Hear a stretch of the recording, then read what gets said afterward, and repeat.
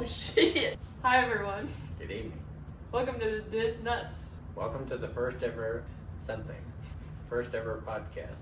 You don't want it to be DIZZ Nuts? Probably. Welcome to the first ever DIZZ Nuts podcast. Father and son father and daughter talking about life. All right, pause it. Let's just see how it looks.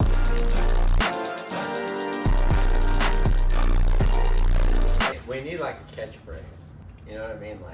Like not that's what she said. DIZZ Nuts. We need something funny. Greetings. Greetings. I'm Izzy. I'm Darren. This is my father. It's my daughter. And welcome to our podcast.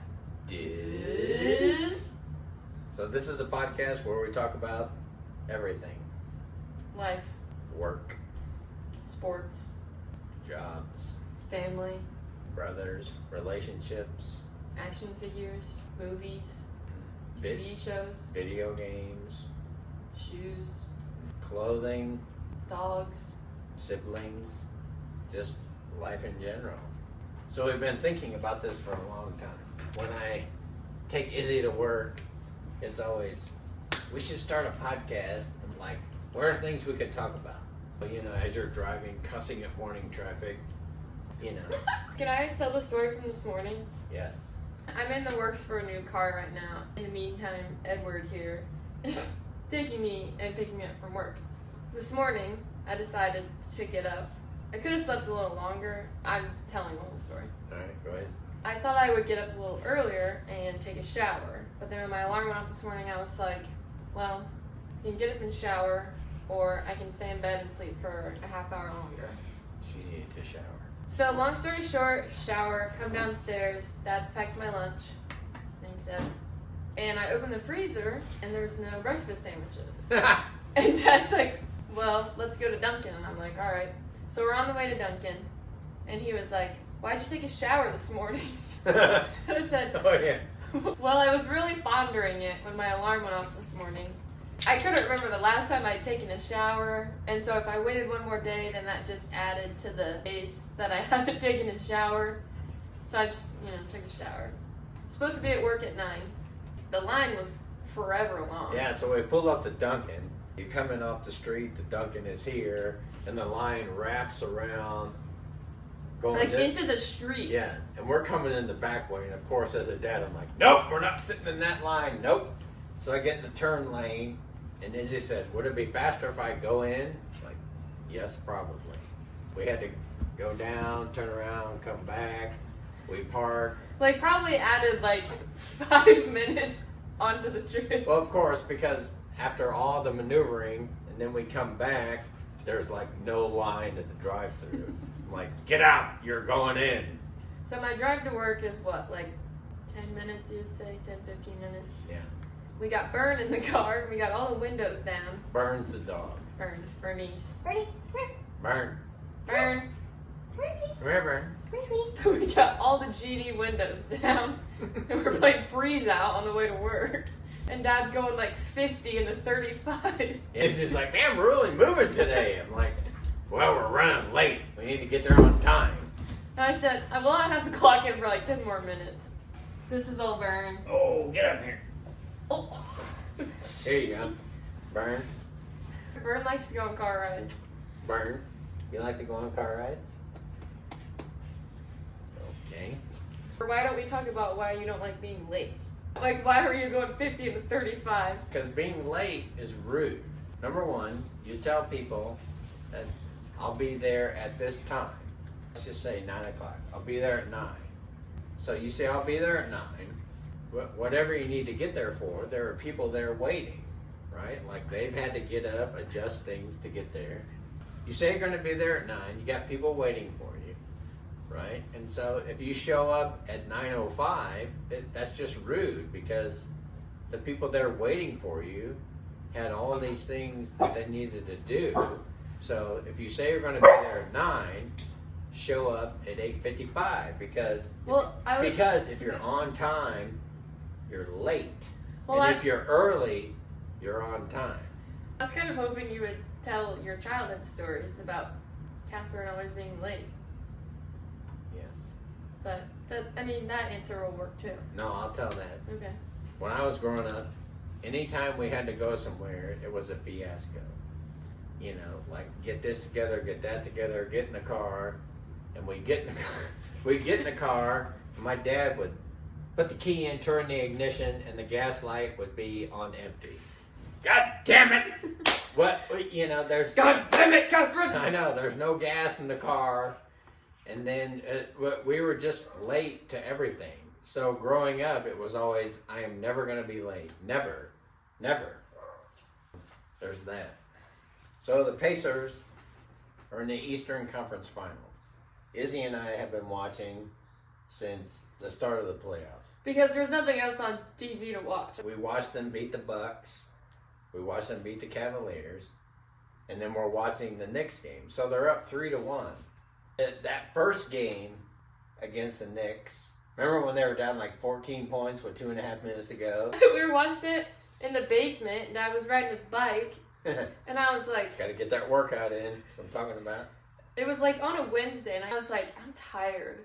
And he was like, me too. And I was like, well, should we go upstairs and finish watching the game? He was like, yeah. And I was like, okay. And they were down like 20 points with like, 3 minutes left or something? Yeah. And I was like... And then old Neesmith gets on fire. Starts hitting buckets. And Dad keeps going, woohoo! Yeah.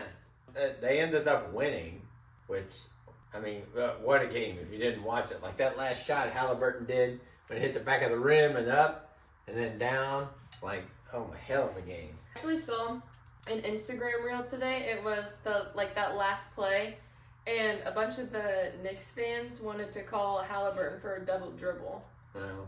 And I looked at the comments and everyone was like, no, McCall Bridges fouled him, like, on his way in. So, like, all the Knicks fans were pissed. Well, yeah. But it was a hell of a game. Like, when that ball hit the back of the rim. Dad and I stood up. And then up and down. I was like, oh my God, he hit that shit. Can you believe that? Well, because didn't he do that against the... Cavaliers. Yeah, it was like game 2. No, it might have been game 1. It was either game 1 or 2. Yeah. He like stepped back and switched the 3, and they won by like 2 points. Yeah, and like all the neighbors that you talk to, you know, like at the bus stop, hey man, did you see the Pacer game? And it's always the same thing, like, yeah, you know, I was watching it, and you know, 2.5 minutes ago, they're down by 14. I thought, I'm going to get ready to go to bed. We were the same thing, but then look out. Neesmith went on a run, man. He hit 5 3-pointers in under 2.5 minutes. Like, it was incredible. So anyway, Game 5 at Madison Square Garden. Izzy and I are watching it. It starts off bad, and the Pacers just shit a brick. Can we talk about how when there is a Pacer game, there's like nothing to do the entire day, and you're like, well, shit. Yeah. I got 10 hours till the Pacer game. Yeah, like that's like what you're looking forward to. Like you get in like, your head, like can't wait to get off work. Go watch the Pacers. Like, but what time did the Pacers game play? So here's a funny thing. I forget one of the games. I think it was last week. Izzy like and the first Knicks game. Izzy and I are like looking. What time does the game start? And I'm like, well, you know, I get on my phone 8:00. And then she gets on her phone and she says, well, mine says 7. I'm like, oh, yours said 7, mine said 8. Yeah. We're like, well, maybe one's a pregame, one's the actual game. But it was just weird. Like, we're both Googling the same source. So, just something to think about. But anyway, last night the Pacers, they just... shit the bed. They did shit the bed. And I think they did it on purpose because they want to win tomorrow night at home. If they lose tomorrow night at home, then fuck them. Then yeah, it's over. So you know how I've been telling you that my boss always like, when he comes to like walking to the pharmacist, Right. always, you know. Right. Well, this morning he walked in, he goes, boys are looking tired. I said, I know it. I mean, Halliburton goes from like setting a record with the most points, rebounds, something. No turnovers. Yeah, and to like having what, 6 points, 7 points, like. Dude, really. Now, Jalen Brunson is a hell of a basketball player. And the reason we don't like him is because we're rooting for the Pacers. And he's kind of a ball hog. No, every time. He is a ball hog. Every time the Knicks have a possession, he's like, look, Jalen Brunson's not going to pass it. And then he like passes it like 4 different times. And then Dad's like, I'm just not going to say anything else. Yeah. I mean, even Charles Barkley was saying, like, when Brunson isn't in, the Knicks are aggressive and they score buckets. But then the minute Brunson comes back in, everybody just stops and like, oh, you know what I mean? I mean, don't get me wrong. Like, I suck at playing basketball. I'm just saying, and he's a hell of a player. Like, you know, when he gets the ball, he's either gonna like do a move and pop back or drop to the bucket. But we like OG. He's from IU. He is also a hell of a player, and it would be interesting to like look at his progression from being at IU to like his current state, because that boy has grown up. Was he at IU when Tom Crean was there? That's a great question. Maybe something the audience could look in. If you look at, like, if you just Google him at IU to where he is now, like, that boy has grown up. I mean, he's put on muscle. Like, he's a hell of a ball player. But I still think the Pacers are going to win. And if they don't, like, I beg your pardon. I ain't never watching another Pacer game again. Yeah, fuck them if they lose. Fuck them. So, can we say that on? Dad and I were talking about, like, we should talk about the Pacers on our podcast, and I was like, like, we should talk about our favorite players. Right. Dad's favorite players are Aaron Nesmith and Obi Toppin. Obi Toppin won the slam dunk contest. You always say that. Because that dude can jump to the sky. He's a hell of a ball player. And Izzy's favorite players are whoever's the cutest on the team. No. Yes, Nembhard. What's his first name? Andrew. And, she likes Benedict Mathurin. But both of them are hell of ball players. Did I say I like Siakam, or is that you? No, I think I said I like Siakam. Well, what's interesting is to watch, and I'm sure people know this, so Siakam and OG at one point played on the Raptors. Yeah, you told me that the other day. Yeah, which won the championship game. So it's interesting, like, to watch the dynamic when they're playing. Like, to think, at one point they were teammates, and now they're battling one another. What do you mean? You said Obi or OG? OG. Did I say? I might have said OB. Wait, I was like, they're still teammates. Wait, that's my bad. Never mind. I'm thinking OG. Yeah, never mind. So then you've got TJ McConnell, which, I mean, don't get me wrong. Like, I'm 54 years old. I just like him because he looks hella old. And Dad and I looked it up yesterday. He's like early 30s. Yeah. But he wears his basketball short down to here. Or just because he's so short. TJ is gangster. Yeah, and he's quick as hell. Like, he run in, run out, and hit buckets. Yeah, but we like to call him TJ McCheeks. There will be runs in the game. Like, you know how Halliburton will, like, go in the paint. He'll, like, drive in the paint, and then he'll, like, scoot back around, come up to the top of the key. Sometimes TJ McConnell will just, like, drive. Like, he'll do, like, a big, like, figure eight. He'll still go back to, like, the paint, like, a little bit in front of the free throw line, and just put up a little... It either airballs or it hits, like, the very front of the rim and, like, goes way back that way. Or he'll, like, turn it over. He'll just make some stupid play. My brother will just be like, man, that's cheeks. Just meaning that sucks. So, like, one time TJ McConnell did a play, and I like, hit the pillow. I was like, that was so cheeks. I was like, cheeks. And then, like, the next play, I was like, we should call him TJ McCheeks. So anytime he's got the ball, TJ McCheeks. TJ McCheeks! Last time we were watching the Pacer game, and he got the ball, and I was like, TJ McCheeks. And my little brother was like, whose cheeks? And my stepmom was like, because my cheeks. Get up here. So we're watching the game, the little brother's like, who's my cheeks? Right here. Tell him your name. John. How old are you? 9. And who's your favorite Pacer player? Tyrese Halliburton.